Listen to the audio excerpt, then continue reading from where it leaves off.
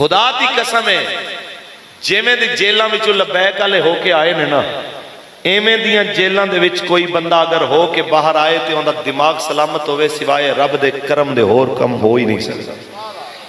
मैं गारंटी नाल कहना, जिवें दी कैद तहरीक दी जिम्मेदारां नूं कैद तन्हाई दी गई है, खान साहब नूं उवें दी कैद 7 हफ्ते बंद करो। अव्वल ते हजरत दी लाश ही आनी है, तो जे जिंदा भी आना ना तो इन्हें जनाब बंदे नूं बुढ़ी ते बुढ़ी नूं बंदा कहना। गल हसन दी नहीं, हकीकत है। गल यह है कि साडे कोल एक नजरिया सी कि असीं हजूर दे दीन नूं तख्त ते लियाना। साडे कोल मरण दी एक वजह सी कि जिन्हां वास्ते असीं मर रहे हैं वो सानूं वेख रहे हैं। तो तुसीं दसो यार कि इकतदार वास्ते जेलां सौखियां ने?